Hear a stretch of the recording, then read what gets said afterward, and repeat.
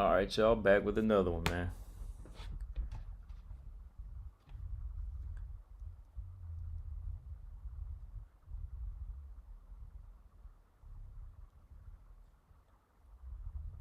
All right, back in the house. Back for some WMMA talk. Who we got? Marcus Bell already in the building. What's going on, Marcus?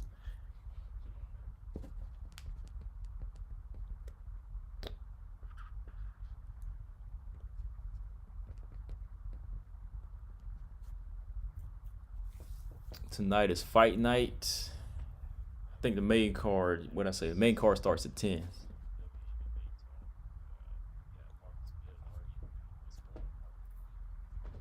Yeah, got the fight night coming on tonight, so I ain't gonna be on here too long. I'll probably be on here till 8 o'clock if y'all don't hold me up.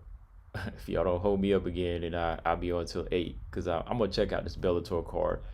I mean, I'm really looking forward to the main event, but I'm gonna just chill and sit back and watch that. Maybe I might push it to 8:30. I don't know.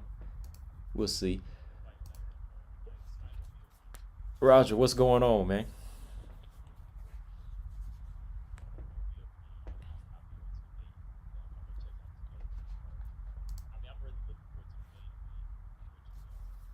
Yeah, we'll see. I might push it to 5 after 8, unless y'all get me caught up in some conversation. Roger and Marcus in the building. What's going on? So yeah, man. Yeah, let's talk about this a little bit tonight, man. Miesha Tate and the supposed comeback. I mean, like, I ain't putting it out there as like a comeback, but I just want to know y'all thoughts on her possibly coming back. I gave you my thoughts. That's why I put a question mark on it when I did a video about it, because I've been seeing this in boxing for years now. I've been seeing this in boxing for years where, fighters, they make the return after so many years away just because they feel like they still have it. So I just want to know y'all thoughts on that, and I'll give you my thoughts as well. So Miesha Tate's comeback. Fight night Saturday. Torres and got the late replacement, LFA strawweight contender Sam Hughes. So we got that fight coming up. And in January, Amanda Ribas versus Marina Rodriguez. Just some early talk on that. Give you my thoughts on that fight. Well, more of my thoughts on that fight. So yeah, we'll get started in like a minute or two here, just making sure the connection is straight. But Marcus said I'm only watching the main event. Yeah, I can't lie, man. Like that's what it is, man. The main event is really what I want to see. I really want to see this main event.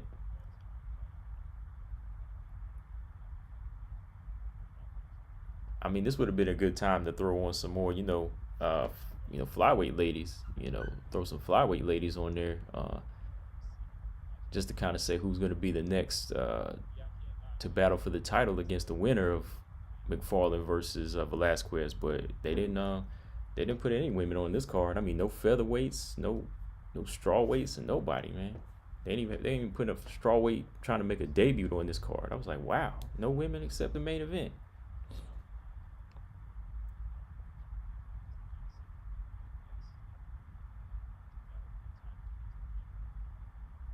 Yeah, Cedric, hold that question. We're gonna talk about that when I get to it. We're gonna talk about Ribas versus Marina.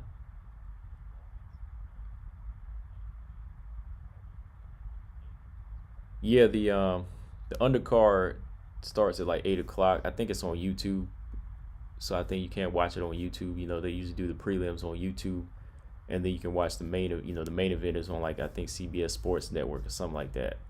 I think it is, but I think it's on the DAZN app too, so I have that, so I can watch it on there.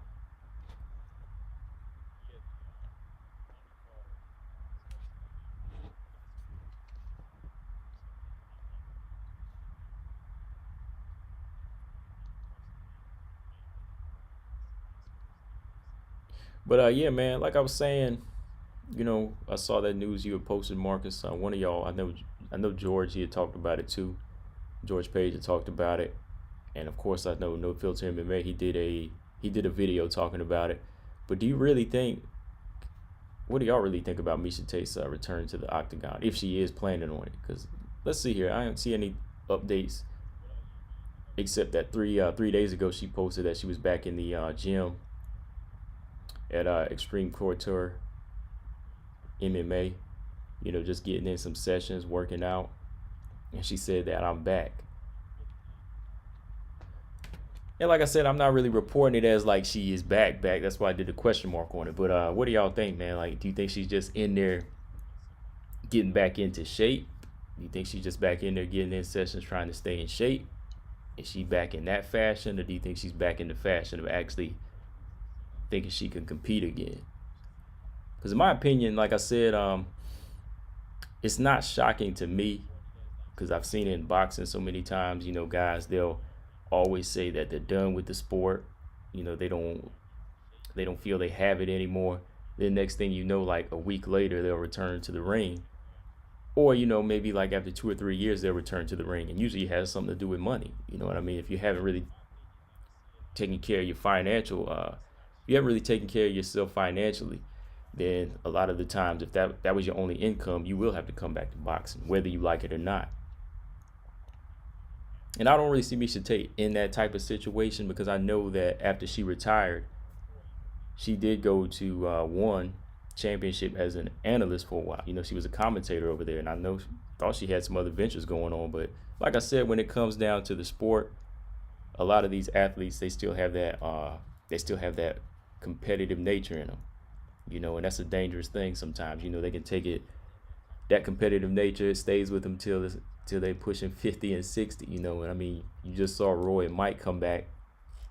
Granted, that fight wasn't like a dangerous fight, but you see guys 51, 54 still wanting to throw down.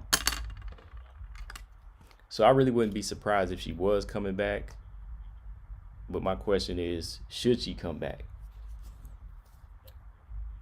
Again, if you liken it to boxing, if you look at some of these fighters who left the game in like almost, humiliating fashion from what they used to be, I would say no. Because let's see, what was it, 4 years ago, right? November 2016, that was her last fight against Raquel Pennington. And she got pieced up in that fight. She really got dominated by Raquel Pennington in that fight. She didn't necessarily leave on a note like she was good, or it was just like a choice. It was almost like, again, boxers, whenever they get beat into retirement, they get beat so bad that they're like, I don't have it anymore. You rarely see when a fighter can just make that choice in their prime and still be good and still have the energy just to say, nah, I'm done with the sport. It wasn't that case with her too. It was a case where she went out on a loss.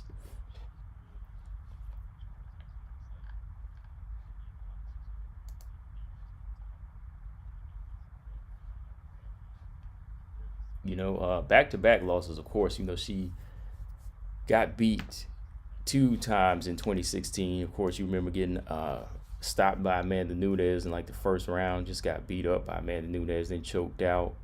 And then after that, Raquel Pennington, beat her for 3 rounds. So after 2 back-to-back losses like that to the, first off, the champion, and then a fighter who's almost out the door herself now, well, she had a little bit more in her tank then. It still kind of makes you say that, what do you have in your tank to actually make you say, oh, I'm ready to go back and compete?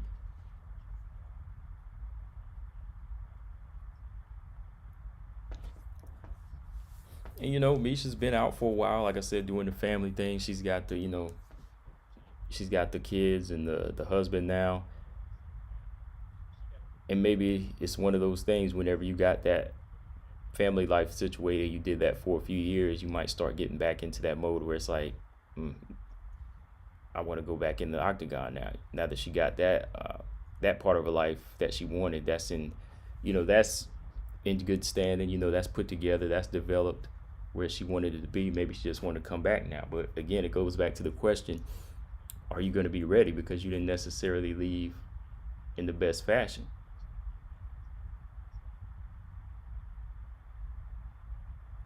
Especially, man, like mixed martial arts, it's not one sport to play with. It's not one to say, okay, I want to take a long break off and then come back. Because one of the things I've talked about with Jessica Aguilar, she was a fighter that been in it for years, and then when she went to the UFC back in 2014, she had been in the game for like, she been in the game for maybe like 8 or 9 years before that. But when she went to the UFC and took on fighters like Claudia, they had evolved. You know what I mean? Like the younger fighters were evolved. I feel like Miesha Tate might be in that same situation where it's been 4 years, but 4 years, a lot changes in mixed martial arts, in my opinion. In 4 years, the styles, the fighters.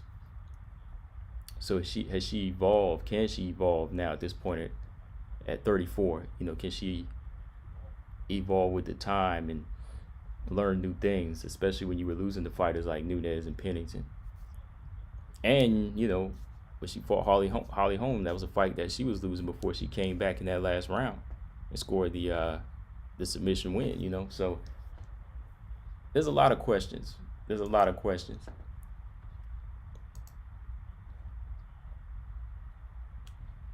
So hold on, let me check the chat here real quick. Marcus said it was a woman card on Bellator other than the main event on Bellator, but that fight got scrapped. Yeah, I'm sure it did, man. Probably got scrapped because of COVID. Ernest Richardson said maybe one was shorting Miesha's check, so she had to come back. But damn, I hope not. I mean, all she was doing was being a commentator, Marcus Bell said Miesha Tate, aka professional, and getting getting whooped. Lolita, what's going on, Lolita? Is it because she still has the hunger, or is it a comeback due to a financial need? I hope she still has it. It could be either one of those things, That's what I was just talking about. It could be either one, like finances, man. When you need that money, whether you feel it or not, you're gonna come back. Whether you feeling it or not, you're gonna come back because you got to say, yo, I got bills to pay. I got bills to pay. I got a mortgage due. So whether your knees are telling you to go back in, whether your knees are telling you to stay out of the octagon, your pockets are telling you, yo, we got to do this. We gotta go train.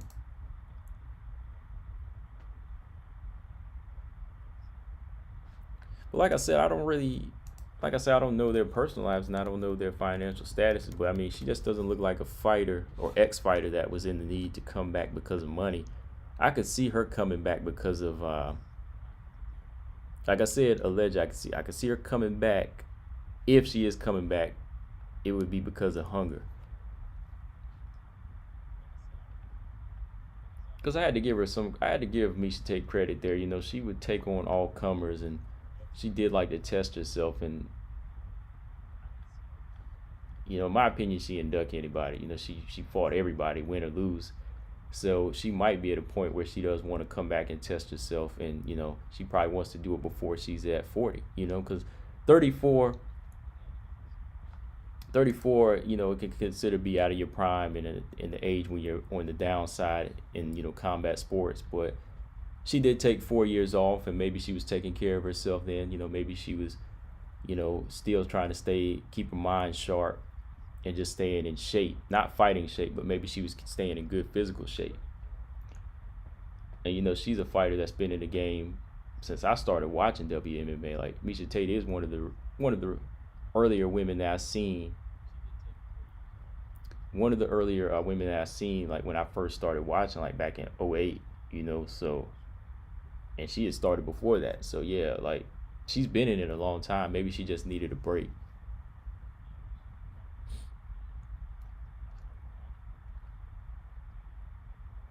But even if she did need a break and her competitive nature wants her to come back, I still don't know, like, skill-wise, if she'll be able to hold it down. Like, skill-wise, that was something about Miesha Tate. Like, she really had heart and she had hands, but there was times when she didn't make full-on adjustments in fights and where she could have won them. Like, even the second Ronda Rousey fight, I feel like she could have won that fight. There were some moments where she was giving Ronda some trouble. That's why it did last 3 rounds, because she was putting hands on Ronda at times, but she just fell into the same game plan. She fell into the same game plan and let Ronda submit her.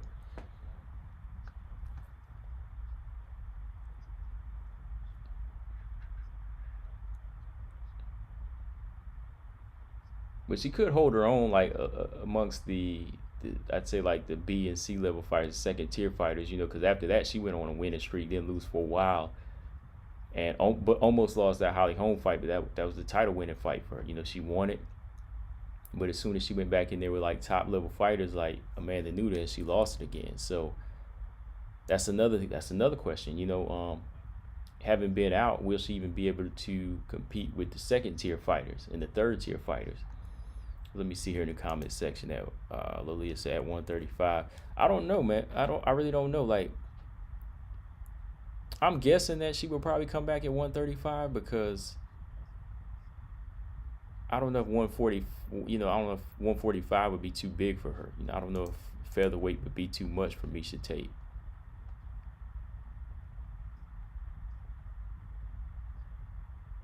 Yeah, I'm pretty sure if she did come back, it would be 135.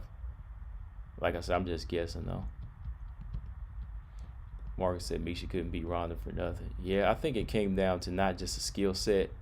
I think it just came down to psychologically. You know, she could not beat Ronda psychologically. You know, Ronda was always in her mind, so Ronda really had like a pure dislike for her, you know.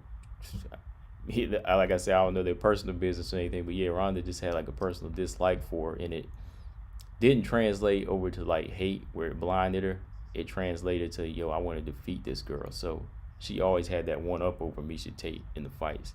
Even whenever Miesha Tate, like I said, had her moments, Ronda was just like, nah, I'm not losing to her. Ernest Richards said if she come back at 145, she gets whooped by Norma Dumont.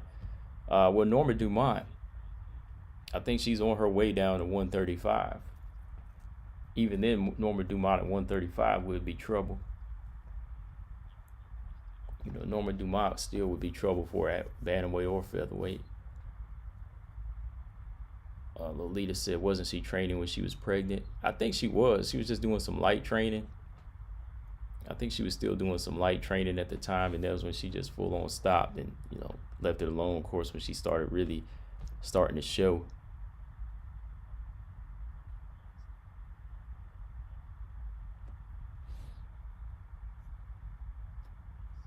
Yeah, Ronda didn't like anybody, but she had a pure dislike and a pure on like raw rivalry with Miesha Tate. Like, she really didn't like that girl.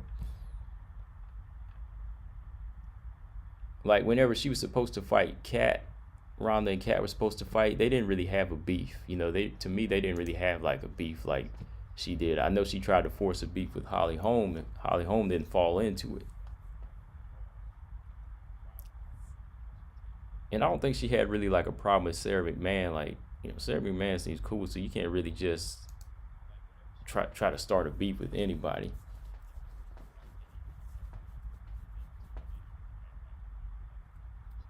Yeah, it was personal. It was personal for Ronda and Miesha.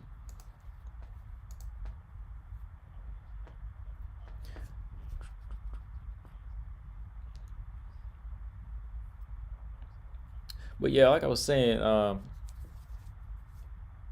it's really going to be tough to say if she comes back, she'll be able to compete on a level with some of these bantamweights now. Like when you're talking about some of these fighters like Macy Chiasson and Julia Avila. And that's another question. Is she coming back to the UFC though? Like, if she comes back, will it be in the UFC? Or will it be with one? Or will it be with Bellator? And more than likely, if it came back at Bellator, it would probably be at 145.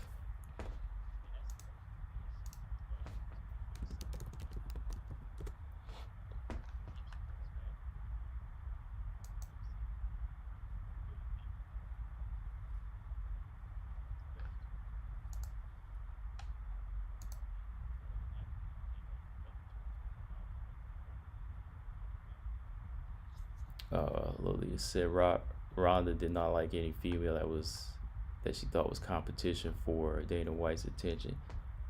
Oh, like Holly Holm, yeah. Anybody that was going to take her shine, basically. Yeah, anybody that was going to take the shine, you know, she definitely had to step in there.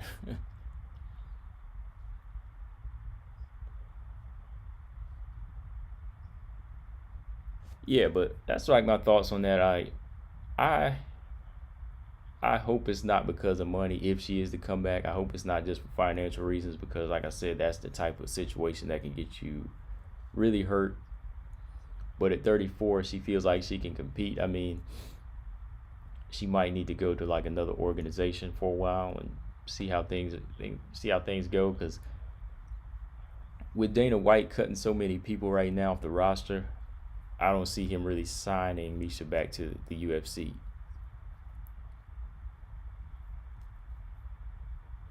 And I think it's going to take some training sessions. I think it's going to take a lot of training sessions to really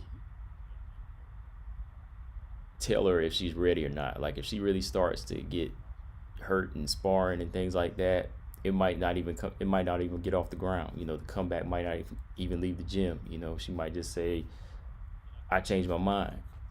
It might be one of those situations. So if she were to come back, it probably wouldn't be till like the end of 2021 or something like that, or like the fall, or like the probably like the summer. Like I'd say like the third or fourth quarter of 2021.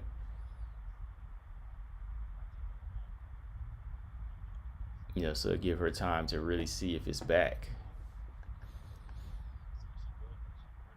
But yeah, moving on here.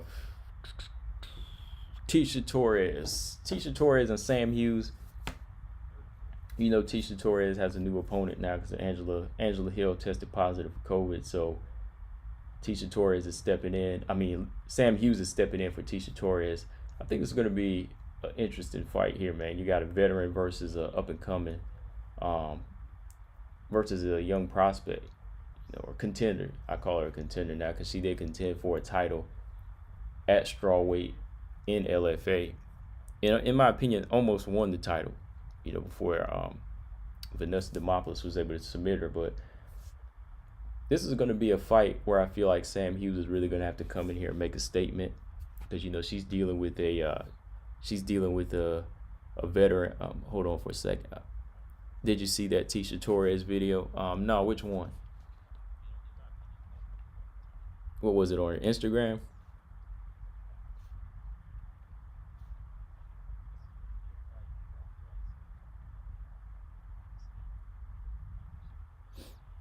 Yeah, I didn't. I don't know which video you're talking about. I didn't. I haven't been on her Instagram.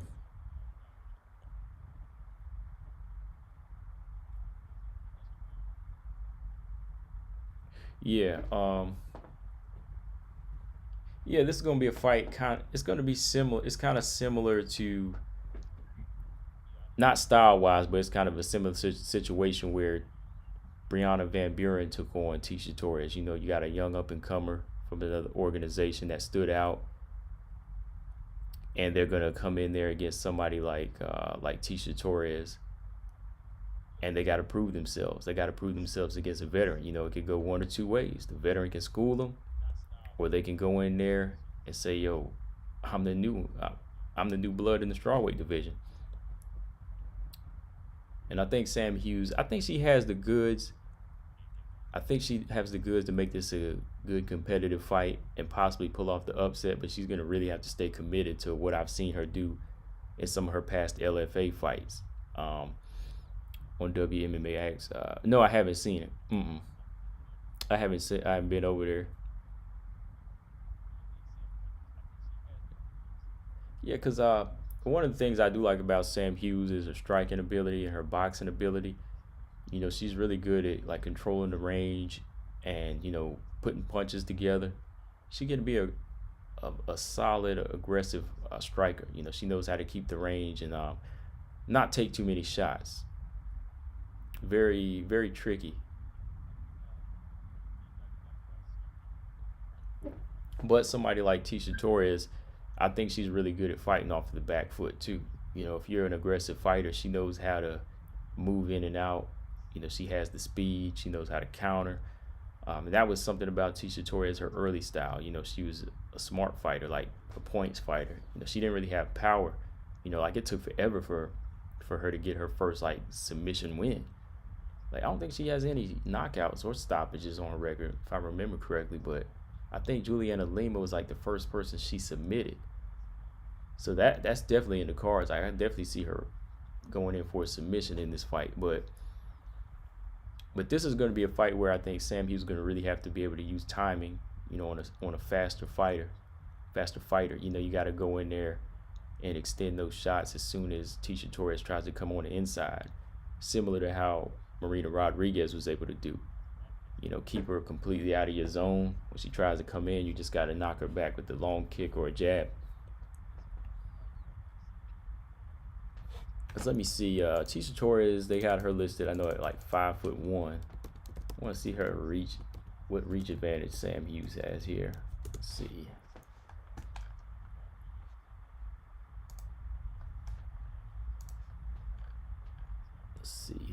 Let's see Tecia Torres. Tecia Torres, yeah, she's 5'1".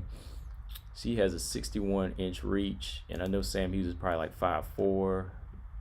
Oh, 5'5". Okay, Sam Hughes is 5'5". She has a 4-inch height advantage, 64.5-inch reach. She has a 3-inch reach advantage, so she has some tools to work with. You know, good fighter that knows how to keep distance. She has longer reach, and she's taller, so she just really has to stay committed to good front kicks. Time them though, you know, because I know Ticia's fast, and she could grab one of them legs and try to take it to the ground. Like, you know, Ticia's been working on her wrestling. You know, she's got the body of a wrestler anyways. You know, that's the one thing I feel like they should have been perfecting in her game. You know, she's really low to the ground. She's solid. And when she gets a grip on you, you know, she can take you to the, you know, she can take you to the ground, and she can grapple. You know, in my opinion, I thought she showed some good strength. You know, some good moments in her Jessica Andrade fight, but of course it wasn't enough because, you know, Jessica Andrade is just a beast. But I think Tecia Torres is a very physically strong fighter, and it might benefit Tecia to fight completely on the outside where she can go in and out. Pick her off in and out, but it might be even more of a benefit if she just closes in, fights in the clinch, and tries to take Sam Hughes to the ground. Because I think physically the stronger of the two is Tecia Torres. But when it comes to power, when we're talking about striking, I think Sam Hughes has more power on her strikes. So Sam Hughes would have to really pick her shots in this fight, use her timing, use her jab, and keep Tecia Torres from on the outside. So for me, for Sam Hughes going into this fight, I don't want to see her keep this fight standing. You know, use her timing and use her straight shots. You know, use her 1-2, and, you know, use that good controlled pressure and just kind of walk her down. You know, walk Tecia Torres down. Don't give her too much real estate. You know, don't let her move around the octagon too much. I think Tecia should go to the body. That's one thing. I think Ticia's leg kicks have been looking solid. They've been looking fierce. I remember she was ripping Brianna Van Buren. I almost thought she was going to stop Brianna Van Buren in that fight. I don't know if y'all saw that fight, but like this past summer when she fought Brianna Van Buren and she was going to the body, she was landing some like vicious kicks. She was moving her, man. Like she was being offensive, coming forward, trying to put more power on her shots. So, you know, that's something that Sam Hughes has to be prepared for too. You got to be first with Tecia. You know, you can't let her get into a rhythm.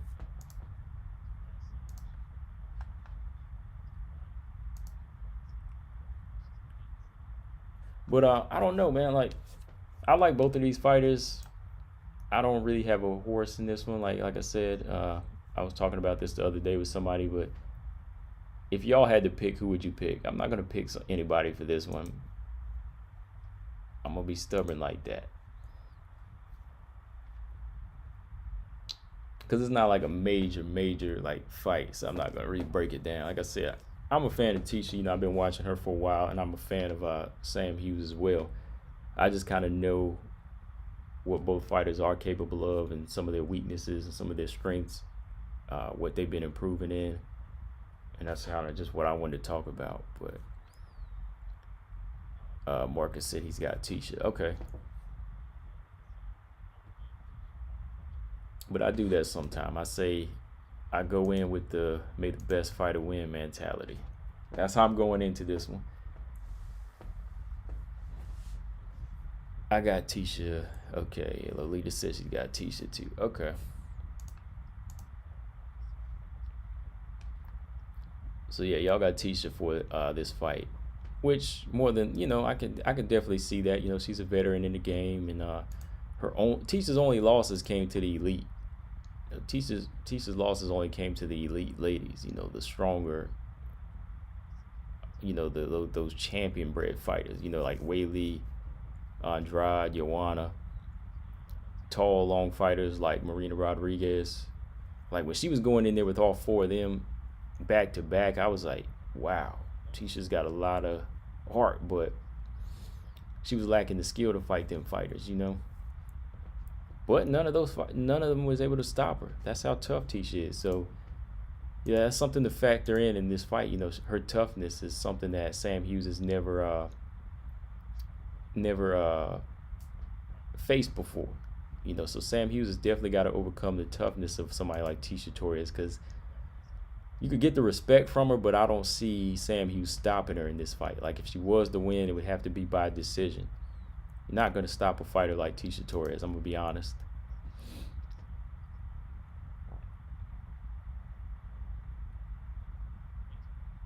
Ernest said Tisha Torres may put Van Buren on hold. She beat her so bad.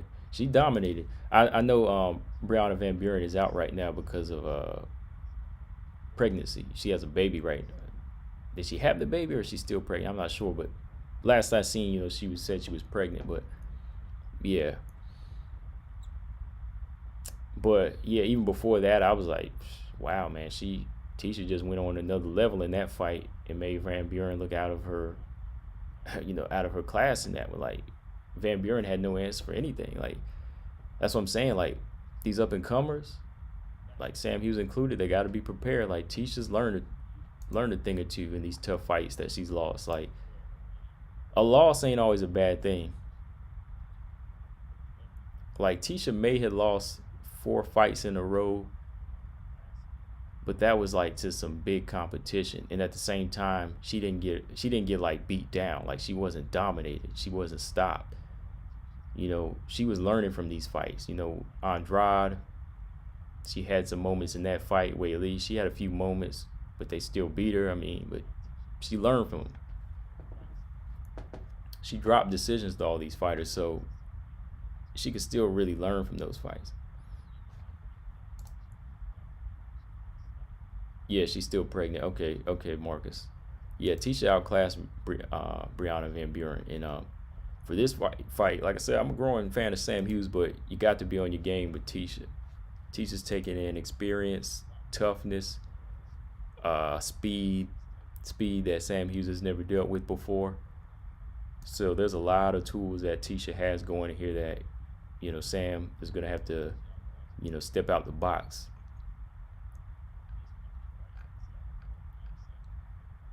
It's a fight where you got to level up in. Granted, she looked good in her last fight against Danielle Henley, but Danielle Henley, that's another that's in no way, shape, or form in the class with the Tisha Torres, So yeah, got to be on your game.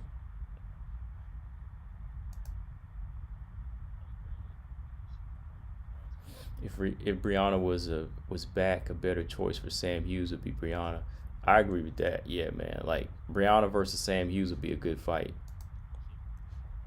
I actually got Sam Hughes beating Kay Hansen if they were to fight. Like if she was able to just pick her apart the way she's able to do, I think she could beat Kay Hansen, Sam Hughes, and give Corey McKenna a tough fight too. I think she could give her a pretty good fight and possibly beat her. Well, like I said, Tisha's just on so many levels right now. I think she's learned so much more from her losses than some of these young up and comers have learned from their wins. if that makes sense. Like, you could learn a lot in a loss to Joanna and Marina Rodriguez versus beating some of these fighters that have no name.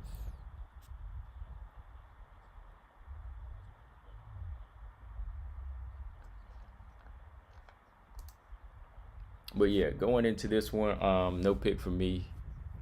I like both of them. I'm cool with both of them. Or Sam, especially I talked to her. So yeah.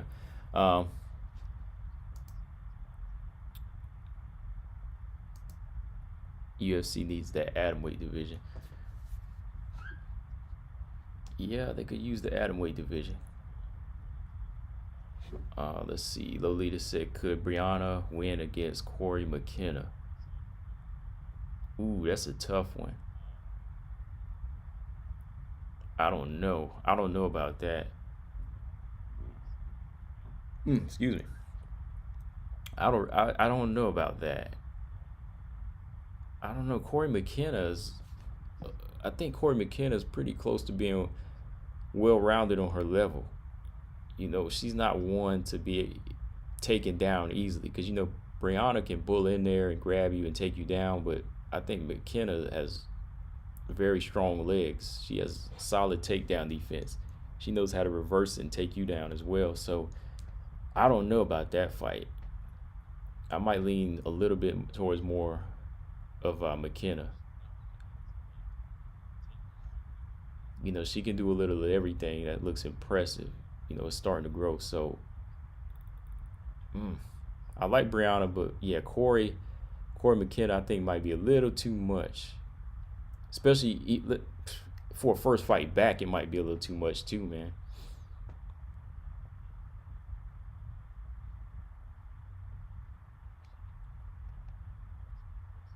Yeah, I think Corey might be able to actually win that fight if they were to fight. What do you think, Marcus? I think I'm gonna have to go with Corey or Ernest. What do y'all think?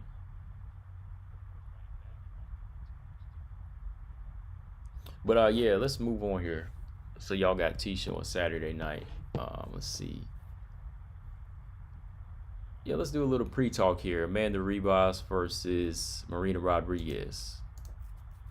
It's the fight I'm looking forward to here, man. Like, I'm actually looking forward to this fight a little bit more than I was the Michelle Waterson fight. Like, I know everybody wanted to see Ribas go in there, outclass Waterson, and put on like a highlight reel performance. But I like this one here because it's more so competitive. In case y'all don't know, anybody listening, Michelle Waterson had pulled out of this fight coming up on UFC 257 for January 23rd. At the moment, I think it's still undisclosed reasons, unless y'all heard something different. But I don't know if it's COVID related or injury related. But yeah, Michelle Waterson's pulled out of this fight. And I know we were talking on the live stream the other day. We were talking about who could Amanda Ribas face next, and we said, some people said Marina Rodriguez, Carla Esparza. Everybody was like, call up Carla, tell Carla to get in there. But I think this is a much better choice. They went with Marina Rodriguez. So now we got this fight, Ribas Rodriguez versus UFC 257. Like I said, my thoughts on it, I like it style-wise. I think it's going to be good. I think it's a good competitive fight. And it's really going to test both of these ladies to see who can step up to be next, to pop up in who's going to be the next fighter that's going to pop into that top 5 eventually. Looking at Marina Rodriguez, she's been having a rough start lately. She's definitely tough competition, but she's been having some rough fights because if I remember correctly, her last win was against Tisha Torres. So I'm going to go check that right now. I want to make sure I'm right. Yeah, Marina Rodriguez, all right. Her last win was against Tisha Torres back in August of 2019. Since then, she fought a competitive fight with Cynthia Calvillo, who she fought to a draw. Had good moments in that fight, but I think she let Cynthia Calvillo make a comeback in that one. And since then, she's fought Carla Esparza, lost a close fight to her. So yeah, it's been a little over a year since she's had her last win, which can be dangerous too. Dangerous for Ribas. Marina Rodriguez probably going to go in there with that mindset that, yo, I got a big statement to make. That's what makes this fight even more interesting. Like, I think that Rodriguez is really going to go in here and want to prove something. So I think she is really working on some different things, like I've talked about, as far as her weaknesses in the past. Her weakness on the ground. I still think that she needs to perfect some of her ground game. I know she has good takedown defense, but I think she needs to be a little bit more mobile. She needs to move around on her feet. Don't be so stationary, because when she's stationary, fighters like Calvillo, when they get past your jab and they get inside of your reach, they can take you down. Like Calvillo was getting hit with some good shots in their fight until Cynthia Calvillo said, let me get on the inside of this reach, take her to the ground, get on top, make sure I'm in top position, get that side control, and I can just beat her up. So once you get her on her back, you're good. Carla Esparza, another fighter who's having some moments. She got hit with some hard shots in there. But, Carla Esparza, like, what, 5 foot? But eventually she broke through. All right, let me check. Carla Esparza's 5'1". Marina Rodriguez is 5'6". So yeah, that's a fighter who really had to work to get in there. Solid wrestler in Carla Esparza. And what did she do? She said, okay, I know I can't hang with her on the outside, so I got to get her on the inside. As soon as she got her on the inside and took her down, it was all Carla. So if you're a physically strong fighter and you can break in there and you're a good, solid wrestler, you can break inside of her reach and get her in the clinch, take her to the ground, that's going to benefit you more so than her, because she likes to keep the fight standing. She still has that Muay Thai style in her. Well, let me check the comments here real quick. Marcus said, I like Brianna, but I have to go with Corey on that one. Yeah. Danielle H, what's going on? What'd she say? Oh, hold on. Marcus, if the fight stays standing between Marina and Ribas, then it could get interesting. Definitely. Danielle said, I want Marina to win, but Ribas has well-rounded aggression. They're both good. Marina is good up until you take her down. Yeah. So, yeah, Marina Rodriguez, I hope that's something she's really working on. I really hope if she wants to keep the fight standing, she's got to perfect the takedown defense and her footwork. She's got to be able to move more. She's got to not just stand in the center of the octagon and move with you. She's got to move her feet, be a little bit more in and out. And I remember, Cedric C., you asked that question earlier, how will Ribas and Marina Rodriguez styles match up to you? I think it's going to be pretty explosive at times. I think there's going to be some cautious moments, but I think whenever Ribas gets on the inside and tries to work her in the clinch, and she gets her down, there's going to be a lot of hands being thrown by Ribas in the fight. And Marina's really going to have to be on her countering skills. Like, she's going to have to, if she doesn't want to go to the ground, she's going to have to counter and measure well against somebody like Ribas. Let's see the height matchup between these two. Okay, so Rodriguez, tall, long fighter, 5'6", reaches 65 inches. Wow, okay. Amanda Ribas is 5'3", but her reach is 66.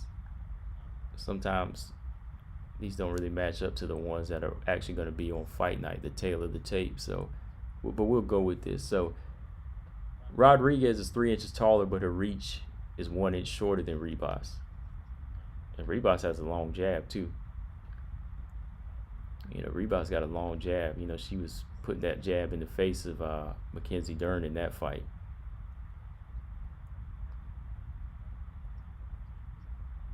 So yeah, I think the one thing that Marina Rodriguez is going to have to worry about in this fight is the jab and the footwork.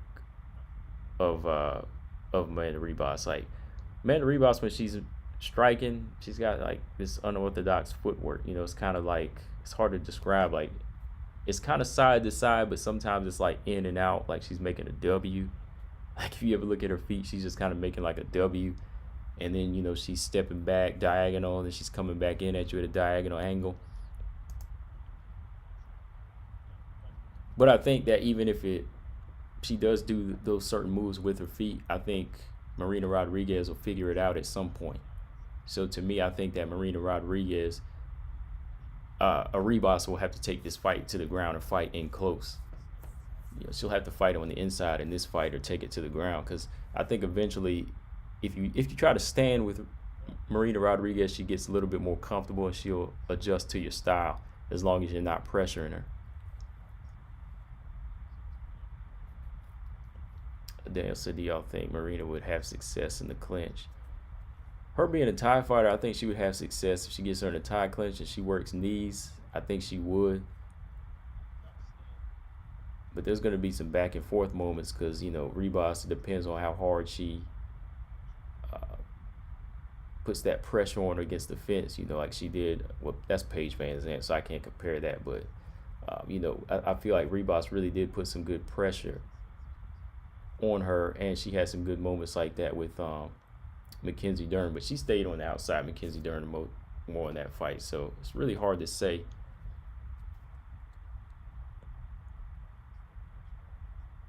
Yeah, Regis, I think so too, man. I think that's a misprint because I could have sworn I watched Ribas and Dern.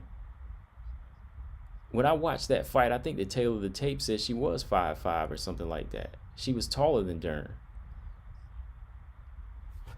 Matter of fact, let me pull that fight up because I was watching that fight on my Fight Pass app last week, and they had her listed at a taller height than 5'3". Because 5'3" and 66-inch reach just really don't match, man.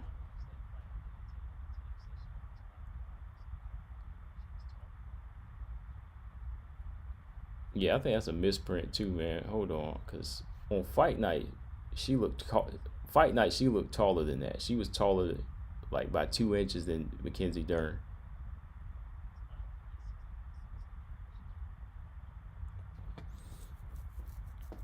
Yeah, Ernest, this should be co-main event in my opinion. Yeah, because that's a good fight.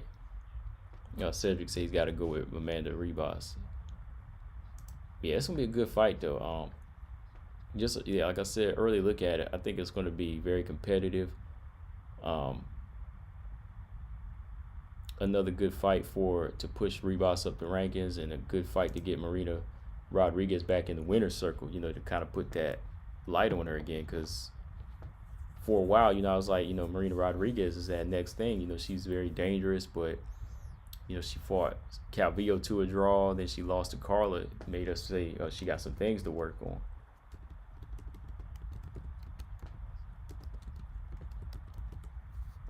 And Amanda Ribas, she got some names right now on her resume, but some of them are just names, just by names. You know, like a Paige.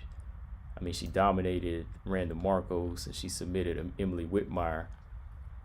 But and she, of course, she beat Mackenzie Dern, but I think she just took Mackenzie Dern completely out of her element with her striking. You know, she just knew she was better, so she just used her striking and said, that's that. But I think that Ribas still needs some big contender names like, you know, Marina Rodriguez to make us really say, yeah, she's ready for to push her way up the ranking.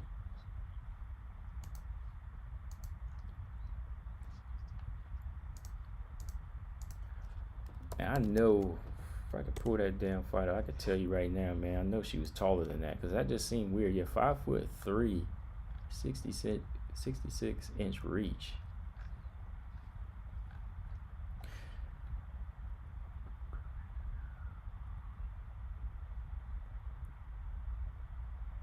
So yeah, this really is, looking at the rankings. You know, this is going to be a good fight for Ribas. You know, Marina Rodriguez is number 8, Amanda's 9. So if she beats her, she moves up. Of course, the Waterson fight meant more because Waterson was number 7. But if she beats her, moves up. she could possibly fight Claudia next or somebody, because Nina Azaroff is still out. They haven't taken her out of the rankings yet. Or she could get the Carla fight. Look, Carla needs somebody in the meantime, because Carla, I'm gonna do a video about Carla in a minute too. You know, not like no bashing video, but who I just want to see her fight next. You know, I just don't expect like that. But I'm just, yeah, I want to talk about Carla as far as who she could fight next, because the champion is going to be tied up with Rose. Then you got fighters like Joanna that are coming back, fighters like Yon who are waiting for a title shot, but they need somebody. You know, Carla's just kind of sitting out there right now without an opponent, so we'll have to find out who she can be matched up against. Let me see the chat. Marina Rodriguez has that shoot box thing where she sticks her arms out like a zombie in close quarters to grab you. DePaula has the same exact fighting style where she does that. Yeah,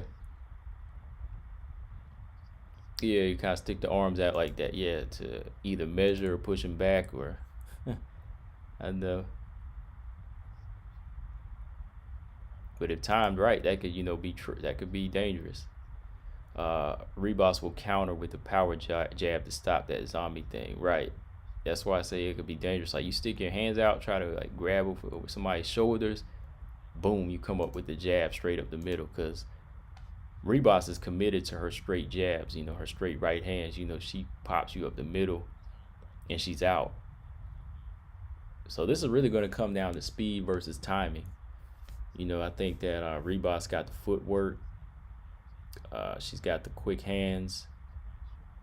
But I think Marina Rodriguez has the power and the timing if it's on the feet. You know, she's got the power and the timing, whereas Ribas has the speed and the I'd say accuracy.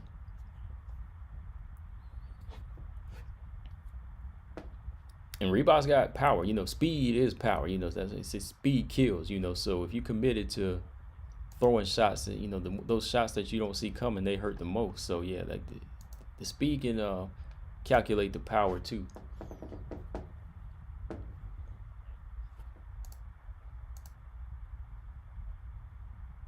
On the feet, it's going to be very competitive. I think it's going to be competitive. I think it's going to be one of those fights where Marina Rodriguez is going to have her moments until Amanda Ribas realizes that, you know, I don't need to make this competitive. I just need to close in on her. You know, she might try to go into the clinch with her. Marina Rodriguez is going to have some okay moments because, you know, she's a Thai fighter. She'll be able to fight her in the Thai clinch. Amanda Ribas, I could see her tripping her and taking her down and really controlling on top and landing some big shots. Now, would she stop her? I don't know. I don't know if she could stop Marina Rodriguez like that. Got the power to, but I don't know if she'll go out like that. You know, Rodriguez got heart.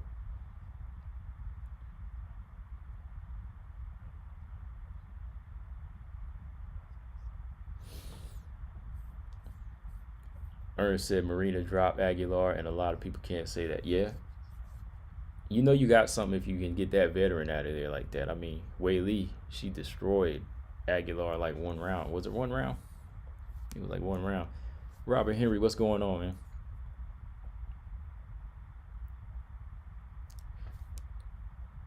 And that would be interesting, man. Like Carla versus Joanna. This would be the time to get Joanna too. You know, Joanna's just coming back after a long time out. You know, so that would be the time for Carla to get in there against Joanna. And I know that Carla wants some get back against Joanna. You gotta want some get back against her, man. That was like, I know it was like 5 or 6 years ago, but you gotta want some get back.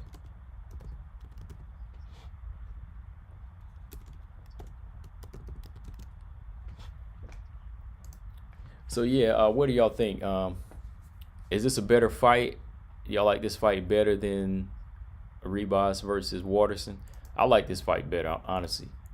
I like this fight better.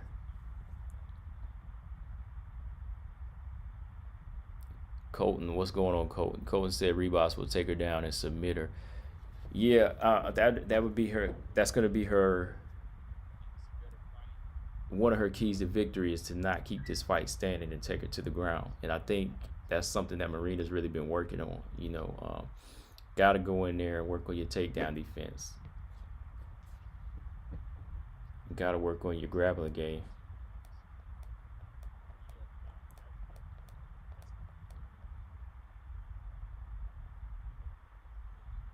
Robert said, I got Ribas in my early prediction. Daniel H said, very possible. I don't see Ribas stopping Marina with strikes. Yeah, I don't see that either. I don't see her stopping. Robert said, Carla needs to make up her damn mind and take a big fight. Carla cannot beat Joanna. It's a style matchup. It's a style matchup that I think just gives Carla trouble.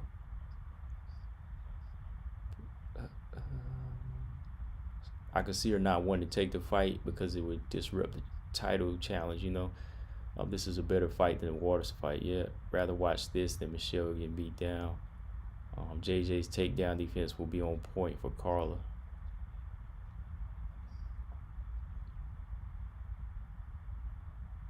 Well, yeah, I mean, they got. I was looking at this Ribas Dern fight. Who was I talking to? Oh, yeah, Ernest.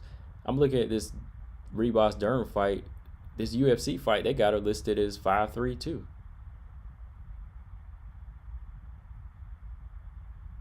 And they got Mackenzie Dern as 5'4", but I don't know, man. Amanda Ribas looked taller than Dern. Yeah, I'm looking at the fight right now, and they got Ribas at 5'3". She looked taller than that, though. Anyways, Cedric said Carla may be on that cut list in a couple years. She's not taking the big fights. I don't think she'll be a cut.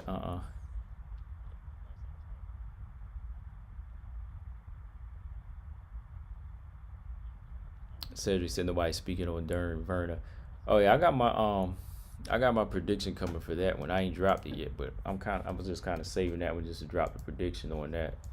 But I'm gonna do that one. I'm gonna drop that tomorrow, I guess, or tonight. I'm gonna just do a quick one on that. But yeah, I like that fight.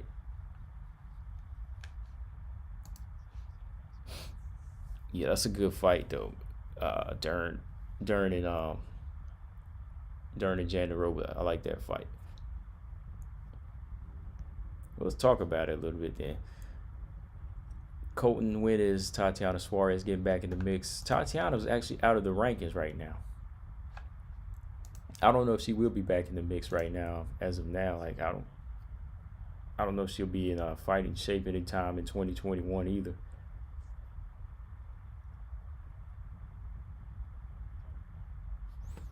Mark said, I'm afraid that we'll be saying the same thing next year. Yeah, I don't know. I really don't know, man, because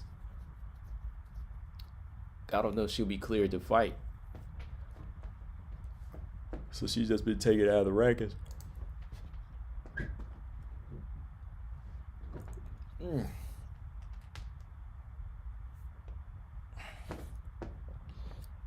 Danielle, who you got? I'm thinking about taking Dern's opponent again, even though I was always get it wrong.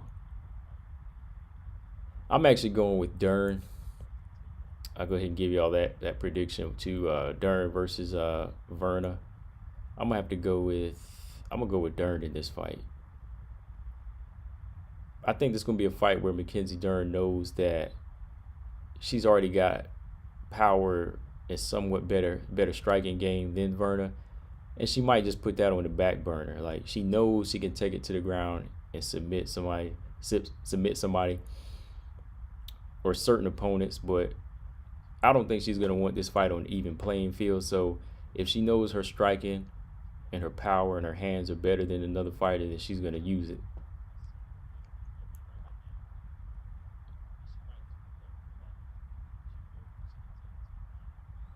The one thing I think will give her trouble is if Verna goes in there and tries to use her feet a little bit. She's gonna have to be unpredictable on her feet. Like Verna just can't go in there and try to shoot in for a takedown right away. She's gonna have to move around with feints and kind of zigzag in and out, kind of like Ribas did, and then eventually throw a couple 1-2 strikes to the head or to the body, and then after that go in for like a body lock and take Dern down. Cause I mean, yeah, Dern. Like, I mean, Verna. Like when she get to the ground, it's gonna be competitive. It's gonna be competitive, and you can't counter out. Like I know Mackenzie's quick on it, and she could submit some of these other fighters, but you know, I was looking at some of Verna her grappling tournaments. She been in it forever, man.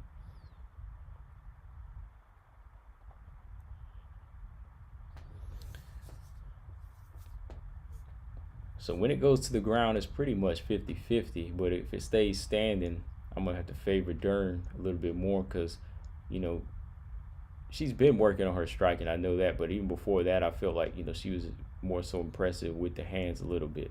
Just a little bit than Verna.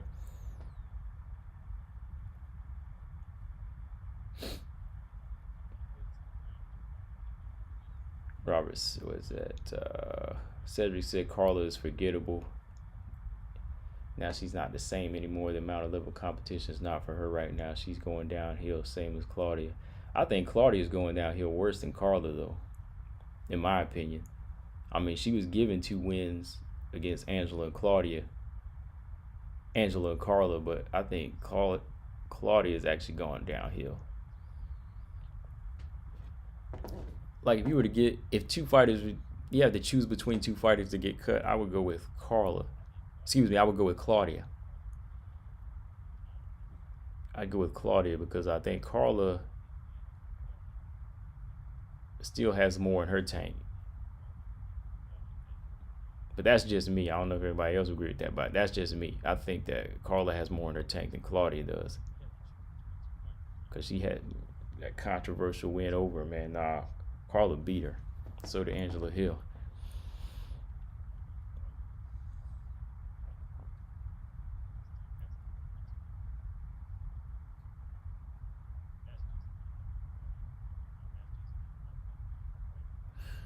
Yeah, Claudia lost something after that Jessica Andrade fight, man. She took the fight. She lost the fight out of her. I don't know why she fought that type of fight. I don't know why she fought that type of fight.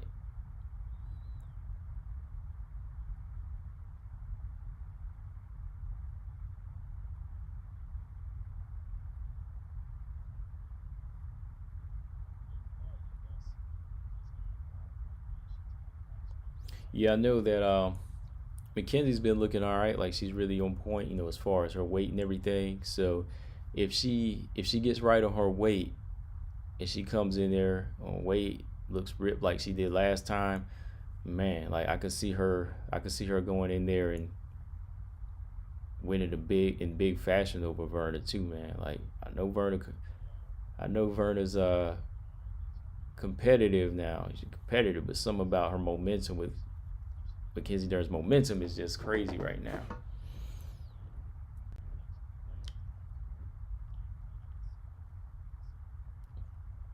Oh, here go TJ blasphemy. Claudia got to go. I mean, if we were gonna say between Carla and Claudia, Claudia got to go. That's all I got to say on that. If I had to choose Carla, y'all want to keep Carla? Do you want to keep Claudia? Let's say, Claudia's got to go. That's exactly what I'm gonna say, TJ.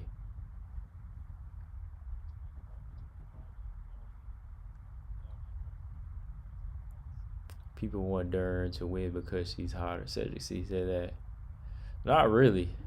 I mean, when you're over here, that ain't the reason why I'm picking her. I mean, I can't speak for everybody else, but I'm not picking her because of that. I'm not looking at her like that. So when I'm looking at the fight, I'm looking at the fight. Lolita said keep Carla. Marcus, quick note: did you know that Verna has wins over Amanda Nunes and BJJ? Which I believe, if it gets to the ground, it could be interesting. Yeah, yeah. You, you know, but that's when it's. I could see that in BJJ because it's limited. That it's limited like boxing. You're limited to hands. That's what it's got to be. What they do in BJJ. But when you talk at mixed martial arts, so many things are going to come into play. Like it could be interesting, but it all depends on what other tools she's going to utilize to get it to the ground. Mackenzie, same with her. I I just feel like she has better hand game.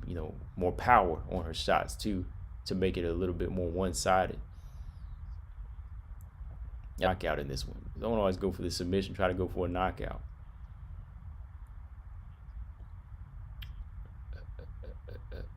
Let's see.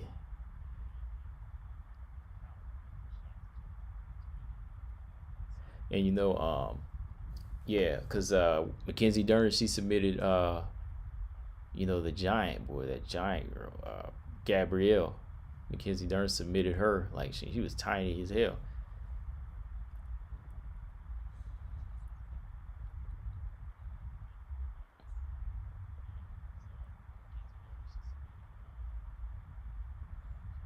Yeah, so yeah, when it's just one of them grappling tournaments and that's all they working and you can't do anything else, I could definitely see Verna submitting even Dern in something like that. But when we're going to be talking about when we talking about mixed martial arts, it's gonna be much more competitive. I know y'all saw Danielle Kelly submit Roxanne Modaffar recently in a grappling tournament too.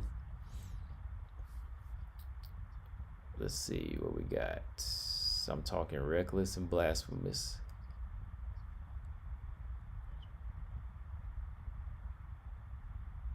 Yeah, Danielle, I had to watch that a few times. Because everybody was so big on Gabby Garcia.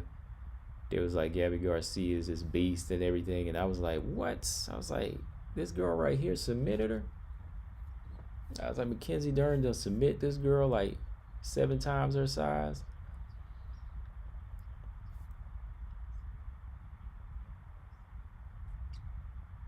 But yeah, early look on this fight between Amanda Ribas and Marina Rodriguez.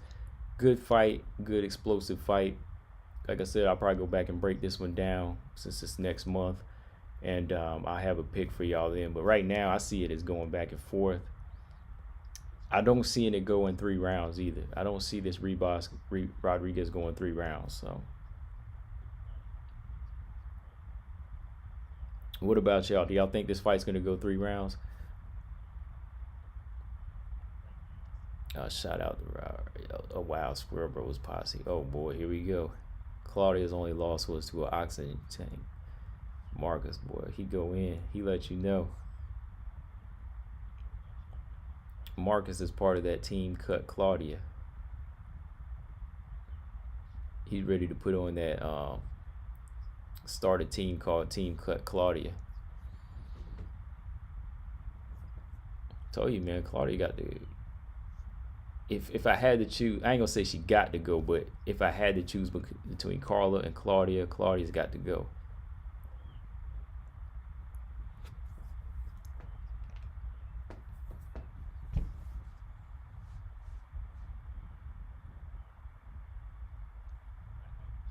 Cedric said it's going to a decision.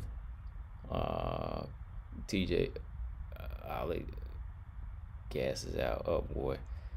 Hold on. Danielle says, I think so. Marina will know enough to survive the ground game if she's in the situation. Yeah, it's going to be something tough. Genesis, what's going on?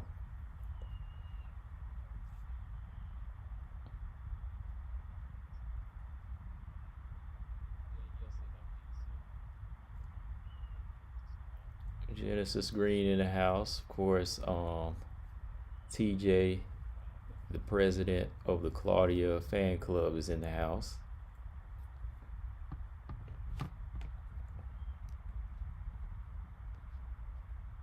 Claudia puts on okay fights. If she loses one more time, yeah.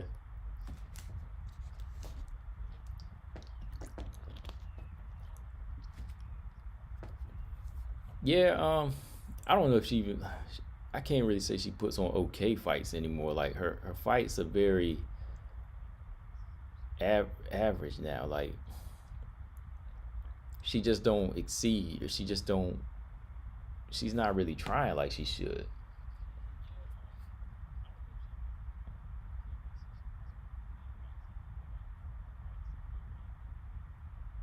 Like she just, I don't, you know, I don't understand what she's working on. Like, what is she trying to do?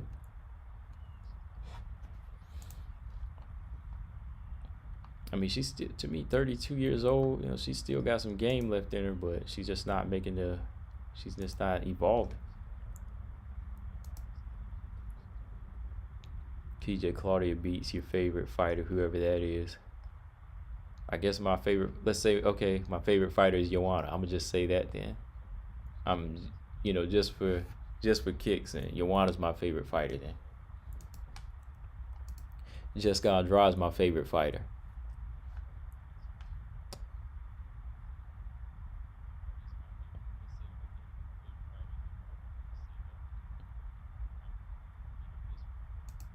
Let's say Valentina is my favorite fighter then. Okay, so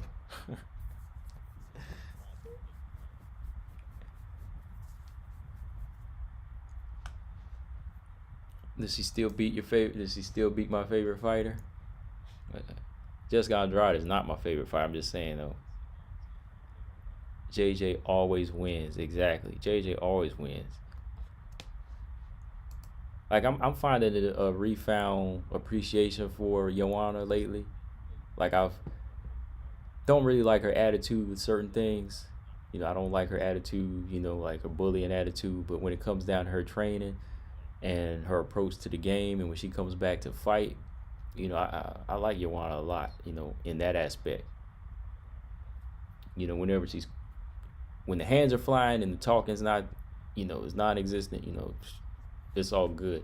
When she's training, it's all good. You know, I enjoy her performances all day long. You know, she's one of the fighters you could say that didn't duck anybody once at all. So I'm always, you know, gonna watch a Joanna fight. I was gonna watch a Joanna fight. Cedric says she's so underrated, overrated, overrated, huh? Right. Explain that. She had the strawweight belt, Cedric. Explain why she's overrated. Cedric, unless you're getting your TJ on, you know, I want to know your reason. Unless you're getting your TJ on right now, I want to know why Joanna is overrated.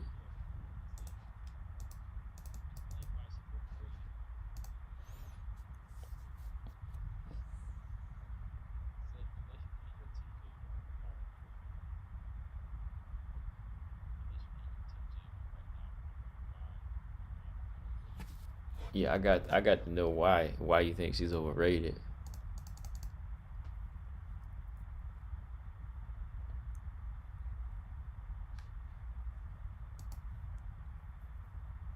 She's a decision champion. Oh wow, man. How okay. I'm not even that's TJ talk right there. She's a decision champion. That's that's TJ talk right there. I ain't even gonna listen to that.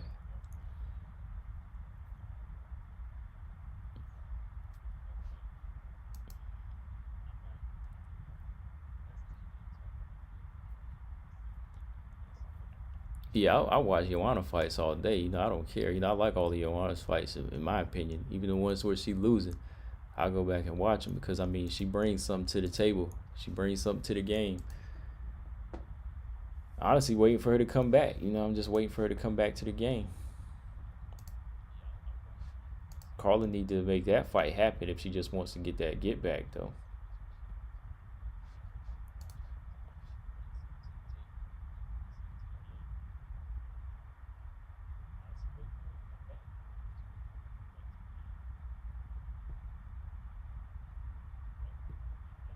Overrated.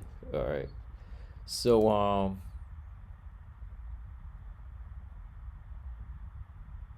let me see. What time I said I was gonna get off at like 8 o'clock, but y'all got me going again. I'll probably be on till like 8:30. I'm definitely gonna watch the fight tonight. I'm gonna watch the fight tonight. The main card don't start till 10 o'clock though, so the main card doesn't start till 10 o'clock. So which means the main event probably won't be till like 11:30 or 12. Colton said maybe JJ and Tatiana will come back at the same time, and that will match them. I don't know. I think Joanna might come back sooner because Tatiana, she's out of the rankings right now.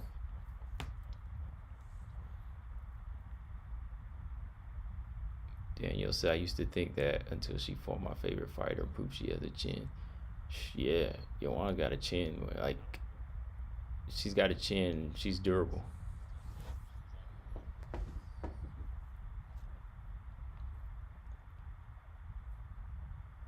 You know, if you're to call Joanna a decision fighter, that kind of says more about the opponent than she's facing then, right? Because like you can't never get past her. You never can figure out how to beat Joanna, and she's giving you 5 rounds to beat her. You know, in a way, that's a little bit more. It says a little bit more about what y'all have to work on as a fighter then, you know, because like think about it. Joanna's gave you 5 rounds. She's in there just piecing you up. She may not be hitting you to knock you out, but you still can't do anything for 5 rounds.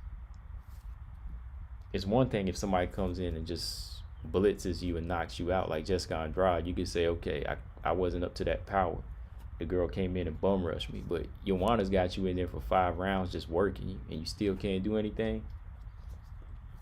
You know, she's stopping your takedowns. She's stuffing your takedowns. She's jabbing the hell out of you. She's in and out on you. And all the while, it's just enough to like frustrate you and make you think about, wow, she's really hurting me. You know, she's really that good. Like she gives you 5 rounds to appreciate her beatings that she's giving you.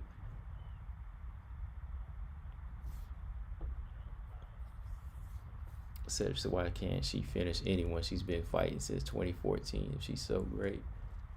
Why can't they finish her? And that's the question. Why can't they finish her? She's giving them 5 rounds to do it, right? You know, why can't you do something?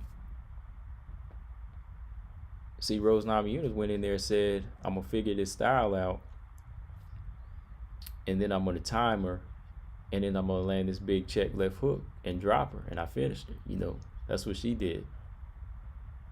Then in the second fight with Joanna and Rose just took her to school. You know, Rose said, okay, I'm gonna outland her. You know, I'm gonna outland her, outwork her, time her, and beat her up. She's not gonna put me on the back end, you know, of a jab, you know, or put me on the end of a jab like she was doing everybody else. So all of these other opponents, they just never were able to figure it out. I mean, that tells you how good she is.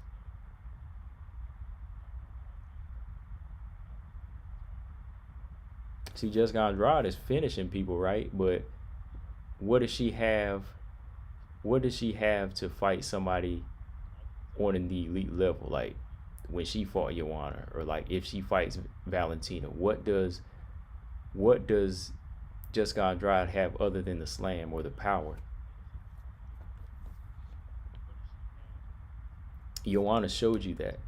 Joanna showed you in that five round fight too, that Jessica Andrade has nothing else to compete with me if she can't knock me out or slam me. Joanna will just go in there, do what she does, do it well, and that's it.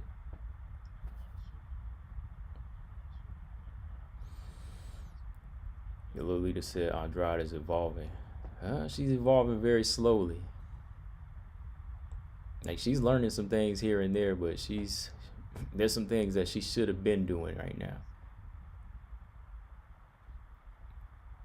Like even in the Caitlin Chikagian fight, you know, there were still some things in there that she was still doing wrong. Like Caitlin was still putting hands on her. It still came down to the power. It wasn't like she was doing anything great where she was just like cutting the octagon off now and then just setting up big shots. You know, she was still doing the same thing. Robert said JJ's 5 title defenses is her defense against this whole argument. Even if it's the weakest to a degree, she's still dominating. I mean, really, for real. I mean, it's right there. The proof is in that. If you can't beat her, even if it's a decision, that says more about the opponent than it actually does about the fighter, the champion. You can't say the champion's boring.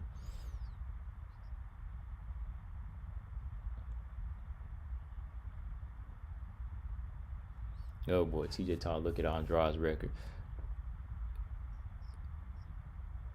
Before you say what? Oh, I know what you're talking about. Cedric said Andrade has always been terrible. Yeah, you got to look at her record, man, before you say she's terrible. I ain't say she's terrible.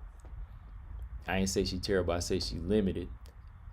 But with that limit, but with those limitations that she has, man, she still goes in there and finishes people. Even though she got some stamina. What's going on, man? What's going on?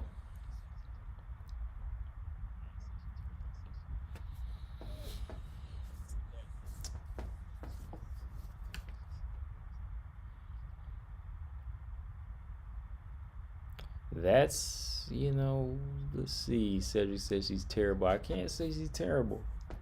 She's limited with skill. Gets a lot of her wins off of power, but still.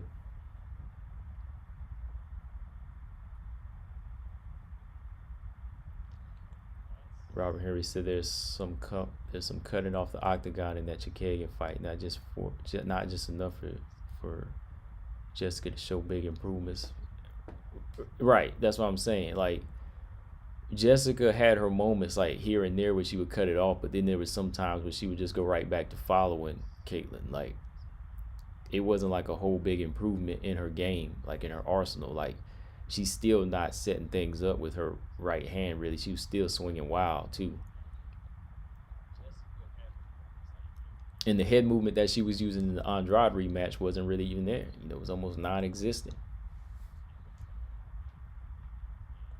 More pro fights than Valentina in 3 divisions, and she had a belt. Colton said, I think Andrade would be a tough fight for Valentina. We'll see. We'll see. We'll see how physical she can be, because I think the more fighter is really physical and they can get work done and be fast and calculated, then they could give Valentina trouble. But I don't know. I don't think she's really bringing anything new to the table.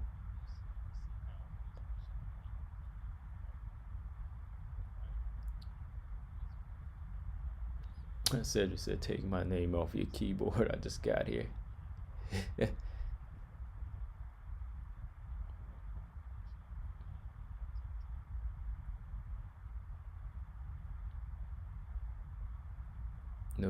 No belt defenses.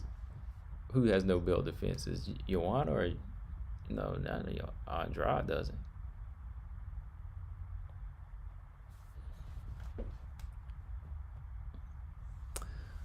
Bluebird said, dude, what's going on, Bluebird? Bluebird says she is winning more than she is losing. Different fighters with different, depending on their ability, body type, smarts, and athleticisms. The bottom line is that Andrade does win. Yeah, she wins. I think the one thing that limits Jessica Andrade, her main thing is her smarts, though. Like everything else, athleticism is there, her body type is there, like low to the ground, strong, good solid frame, but her IQ, her IQ is limited when it comes to trying to evolve and make adjustments in a fight.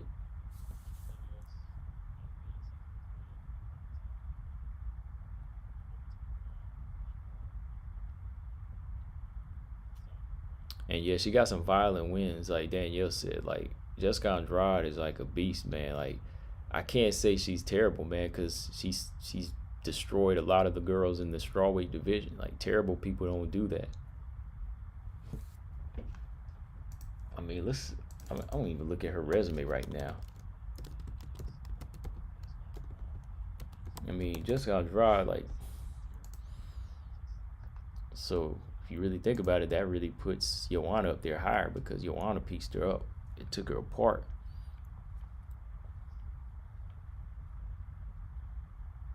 I mean, look at this.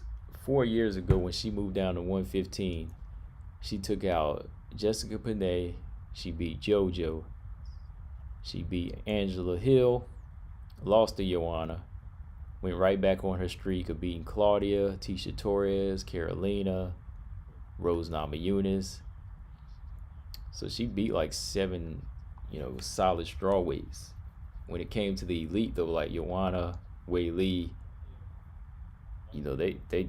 they simply dismantled and got her out of it. Well, Whaley did. Whaley did. But then that rematch with Rose, that was another close fight.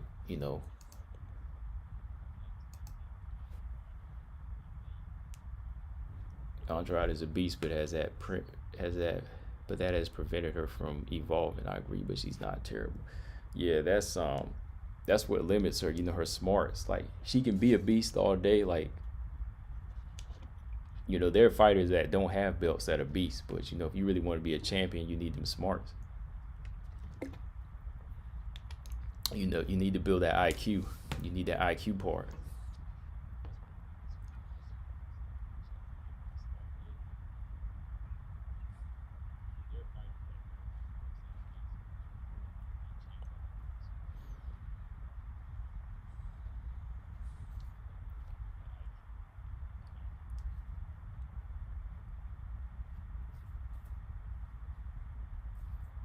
I wouldn't say she really looks like a rookie. I wouldn't say she looks like a rookie in there, because she is committed to what she does and it works, man. Like, I mean, a rookie doesn't beat 7 top, top level strawweights, or legit strawweights. She lost to the top level, but she doesn't just go in there and beat fighters like Tisha Torres or Claudia Gadelha fighting like a rookie. She just really uses her strengths well, like her athleticism and her power, and she uses her body type well, better than what her opponents are using. She's committed. She's more committed to those than her opponents are committed to their skills to keep her off of. Because you see, the minute Joanna committed to her jab, Andrade had no answer for it. As soon as she committed to that jab, Joanna committed to that jab, Andrade had no answer at all.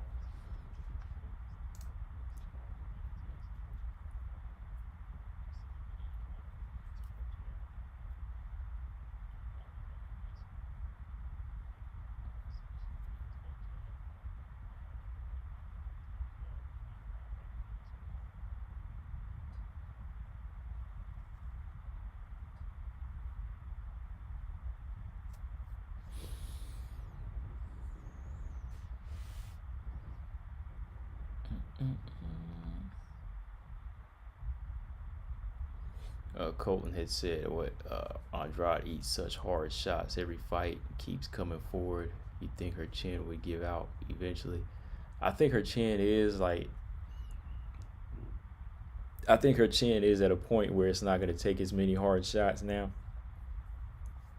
The way Wei Lee got her out of there in the first round, and then the way Rose Namajunas was slowly chipping away at her. Yeah, I think eventually that chin will be, gone. That chin will be. It could possibly be her weak point at some point, the way she keeps taking shots, the way she's doing.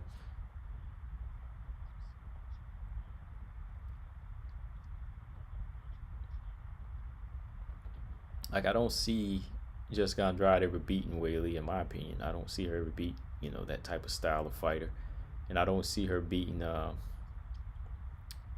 just off of paper and off what I'm seeing right now, I don't see her beating Joanna either. I'm not, excuse me, not Joanna, but Valentina.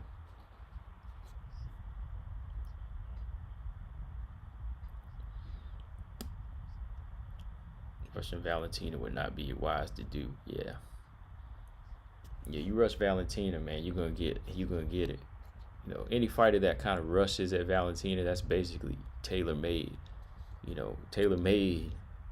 I'm talking. You talking Bull versus Matador. That's basically what the fight's about to look like here. You know, if Jessica Andrade takes that same approach she does and doesn't change her style, it's just going to be Bull versus Matador. Controlled violent attacks against Jessica Shevchenko for sure. I love Zhang, but she would get checked against Valentina. I think the way Daniel, I think the way Wei Li is coming along as a fighter, as long as she keeps working, I think she would give Valentina a tough fight before Andrade would, honestly. I think the way Wei Li just stays working and stays dedicated, Wei Li has a better chance to, you know, give Valentina a tough fight than Jessica Andrade would, in my opinion.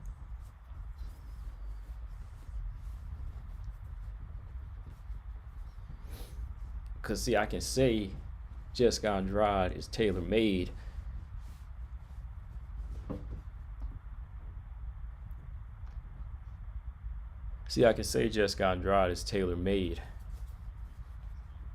For Valentina, but I think Wei Li is working on being more of a well-rounded fighter.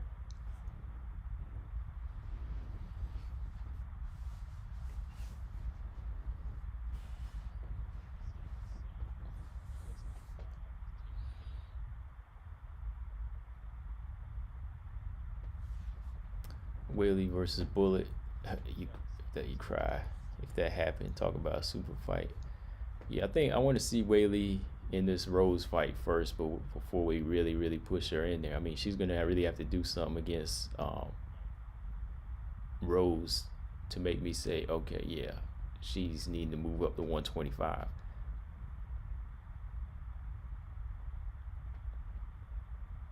But I don't know though. Like, Wei Li is looking like Jack too, man. Like, Wei Li could probably beat some of these other flyweights. You know, Wei Li could probably really give these other flyweights some good work, man. She probably take some of them out. So she might be moving up to 125 within a year or two. Colton said Dana said they would try to set that fight up if Valentina and Wei Li both defend their belts in the next fights. Yeah, if Wei Li is to get Rose out of there and Valentina gets Andrade out of there, then I could possibly see that fight happening like late 2021 or like 2022 or something like that. Or probably like late 2021, like, yeah. Wei Li learned a lot from her fight with Joanna. Interested to see how she looks against Rose, who's a finesse fighter. Yeah, Rose is a chess player. You know, Rose is a chess player, and that's something I got to talk about in another video or live stream. Like, Rose ain't gonna really be the dog that Wei Li is, and you know that's Wei Li's biggest chance. You know, Wei Li is a dog. Like, she can do a little bit of everything, but if it was to be like strictly chess and skill based off of range and picking your shots, you know, that's Rose all day long. But the minute Wei Li really turns it up and takes this fight into the clinch, you know, Wei Li is tough. You know, she's tough. If she wants to make 5 rounds of a dog fight, Wei Li's gonna, you know, I don't know, you know, it would favor Wei Li more, so I would say that.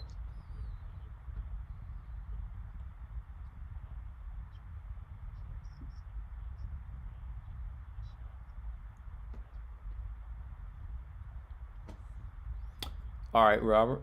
See you later, man.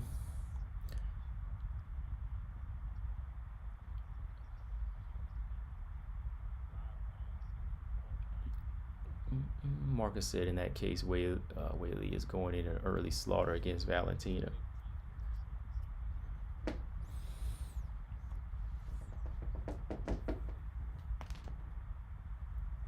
Yeah, but that's probably like a super fight that's going to be on like the horizon. Probably put those 2 fights on either like 2 separate cards around the same time. You're gonna have Valentina versus Andrade, and then you're gonna have Rose and Wei Li and Rose fight, and then they possibly meet in like the summer or something like that.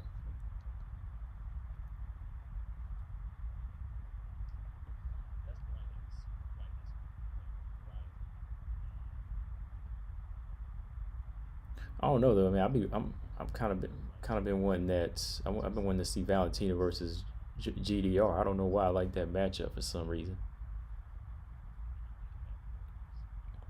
GDR versus Valentina. That would be a good fight.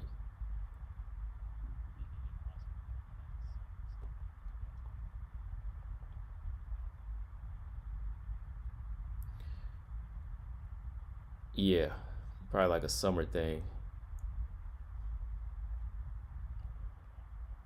Yeah, probably like a summer fight if it was to happen. Because they might finalize from the way it's going right now. I think Rose and Whaley might fight in like February. They're just really waiting. Maybe January. Well, I'm thinking February, and then I think Valentina and Andrade they'll probably fight in like March. That's what I'm thinking. Whaley and Rose, January, February, and then they'll probably do like Valentina Andrade in like March or something like that. And then they probably would have then if they really look good and if Whaley kept calling her out, they would make that fight maybe like the summertime.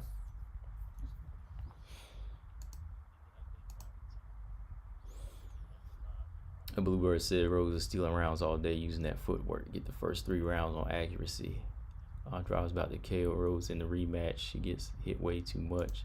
She got hit way too much in that fight, man. Like both of the fights, like Rose got to keep that mental strength strong, man. Like she just, I don't know, like I was just glad that fight wasn't 3 rounds. I mean 5 rounds. Let me put it that way. That rematch, I was glad it was not 3 rounds, man. 5 rounds, sorry. Yeah, if it was 5 rounds, Andrade probably would have got Rose. I mean, honestly, yeah, she kind of stayed in the pocket too much and was taking big shots. Then at the end of that 3rd round, like 20 seconds left, she ate a big right hand and she was like dancing. She had the legs like wobble. I didn't like that approach for Rose. Like, Rose could have just kept it on the outside, man. Ngannou, Stipe, or Jones should be March by. They focusing on a heavyweight fight for March. Well, if they did that, they could probably put Shevchenko and Andrade on like the co-main event. Even though it is main event worthy for its own card, but I could see like that being like a thing for like either putting them 2 fights together, put that flyweight fight on there with the heavyweight fight. They done that before.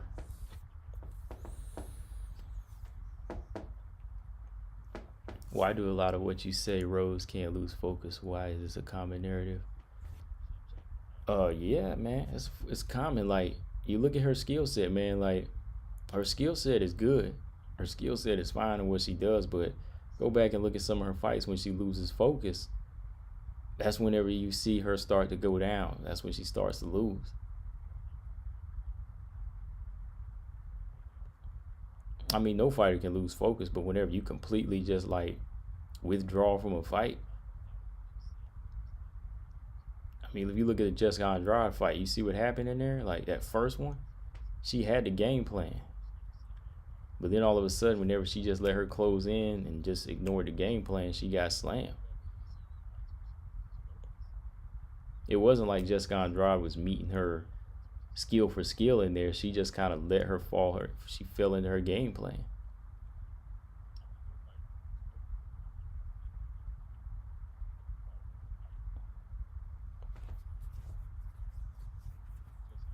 And then a long period of time off between the first fight and the rematch kind of made you wonder if she still wanted to fight. In between that time, the person that beat her lost to Wei Li. She couldn't get right back at her and fight a championship fight against Andrade because she lost the belt. So a lot of changing has happened. She was out the game for a while. So it's just like, does she want to do this or not?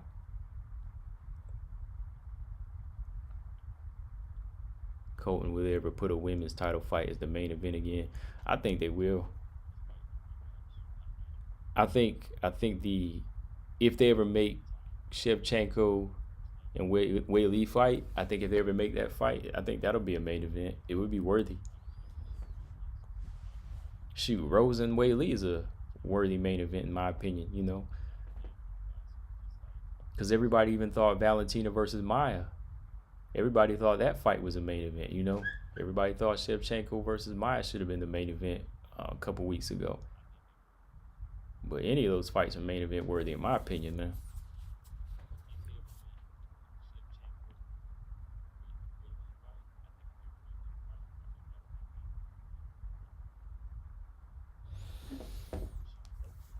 Okay, but yeah, I'm about to get up out of here, y'all. Let me see. Like I said, I'm gonna probably drop this late prediction on Verna and McKenzie on how I think that fight's gonna play out.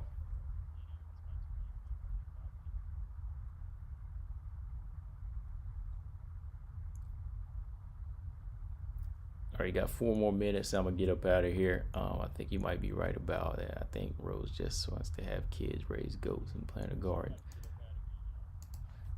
Yeah, I mean, she ain't got to give her whole fight.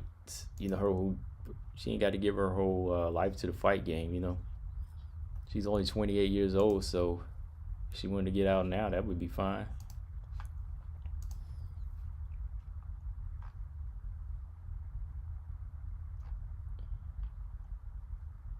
Started fighting when she was like 20 or 21, but you know, training at a real younger age. So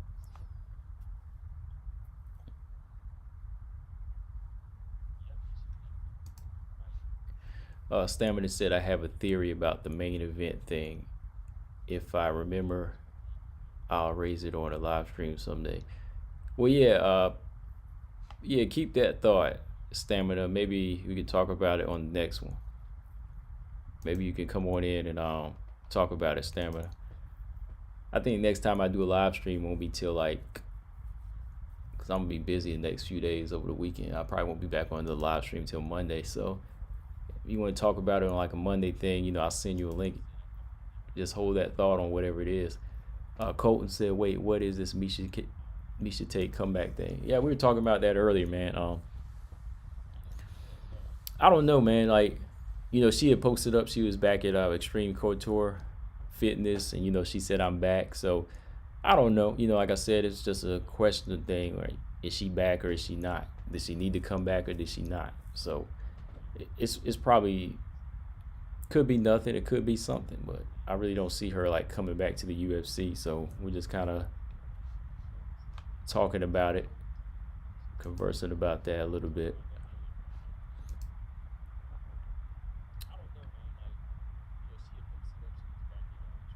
Yeah, hopefully it is for just for fitness, man.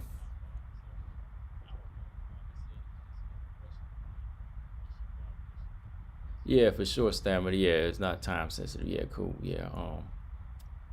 I mean, you make it sound interesting, so I say, yeah, whatever it is on this theory, don't lose the thought about it. Whatever it is. But yeah, y'all, just make sure y'all subscribe. I'm about to get up out of here. Again, I ran over like 45 minutes than I wanted to, but I'm not really like big on the card that's going on tonight. I'm just really, really wanting to see this main event. So y'all just help me kill some. Y'all just really help me kill some more time to get closer to the main event. So yeah. But yeah, like always, make sure y'all subscribe. I probably won't see y'all on the live stream until yeah, probably next Monday or something like that. TJ said, "All right, I gotta go pray Velasquez wins." Yeah, man. See, I done predicted she wins too, so now yeah, you gotta make sure it happens. I made my prediction. Now I'm sticking with it. So yeah. Well, yeah, just make sure y'all subscribe. I'm out, y'all. See y'all on live stream next Monday. Peace.